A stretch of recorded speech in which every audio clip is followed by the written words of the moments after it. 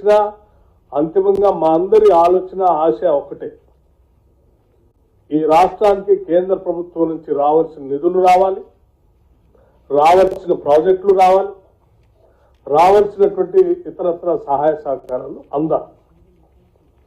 ఆ సహాయ సహకారాలు, నిధులు, వ్యవస్థలు, ఆ సంస్థలు అన్ని రావాల్సినవి రాకుండా పోవటం వల్ల పెద్ద ఎత్తున మనం నష్టపోతున్నాం. కాబట్టి రాజకీయాలకు అతీతంగా ఈ రాష్ట్రంలో పార్లమెంట్లో ప్రాతినిధ్యం వస్తున్న గౌరవ పార్లమెంట్ సభ్యులందరూ కూడా రాష్ట్ర ప్రయోజనాల దృష్ట్యా అందరూ ఏకం కావాల్సినటువంటి అవసరం ఉంది. ఈ రాష్ట్ర ప్రయోజనాల కోసం కేంద్ర ప్రభుత్వాన్ని కలవాల్సిన అవసరం ఉంది, పార్లమెంట్లో లేవనెత్తాల్సిన అంశం కూడా ఉంది.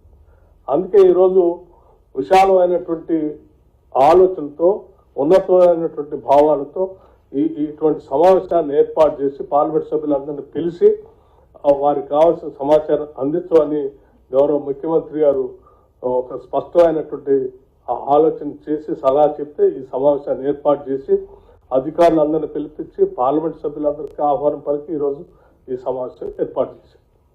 సరే, వచ్చిన సభ్యులందరికీ కృతజ్ఞతలు తెలియజేస్తూ మేము సమాచారాన్ని ఇచ్చాం. రానటువంటి గౌరవ సభ్యులకు కూడా ఈ సమావేశం ద్వారా మీ ద్వారా నేను మరొకసారి విజ్ఞప్తి చేస్తూ ఉన్నాను. సరే, మీరు ఏ కారణాల చేత రాలేకపోయినా మరి కొంత సమయం కావాలనుకుంటే మళ్ళీ ప్రభుత్వం కూడా ఇంకొక సమావేశాన్ని ఏర్పాటు చేయడానికి కూడా సిద్ధంగా ఉంది. ఆ సమావేశం మీకు కొంత సమయం కావాలో, ఒక వారం రోజులు ముందు చెప్పాలా నాకు అని అంటే కూడా దానికి కూడా మేము ఏర్పాటు చేయడానికి సిద్ధంగా ఉన్నాం. ఇంకో సమావేశాన్ని కూడా ఏర్పాటు చేస్తాం.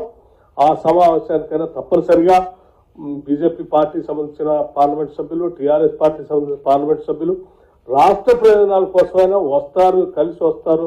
రాష్ట్ర అభివృద్ధి మనందరి లక్ష్యం అని, మాతో కలిసి వస్తారని, రిప్రజెంట్ చేయడానికి వస్తారని ఆశిస్తా ఉన్నాం.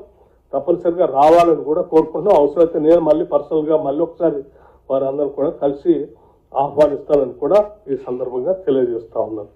సరే, ఏ అంశాలు లేవనెత్తం అనేటువంటి సమగ్రమైనటువంటి అంశాన్ని పూర్తిగా ఇంత పెద్ద బుక్లెట్స్ తయారు చేసి 2 వాల్యూమ్స్ ఇప్పటివరకు కేంద్ర ప్రభుత్వానికి మనం ఇచ్చినటువంటి లేఖలు, సమాచారం, రిప్రజెంటేషన్స్ అన్నీ కూడా ఈ రకంగా మంచి బుక్లెట్స్ తయారు చేసి గౌరవ పార్లమెంట్ సభ్యులందరికీ కూడా అందించడం జరిగింది. ఇవన్నీ కూడా పెద్ద ఎత్తున వారికి ఉపయోగపడతాయి. ఇవన్నిటినీ కూడా ఉపయోగించుకొని రాష్ట్ర ప్రయోజనాల కోసం వారంతా ప్రయత్నం చేయాలని విజ్ఞప్తి చేస్తూ ఉన్నాను. ధన్యవాదాలు. నమస్కారం.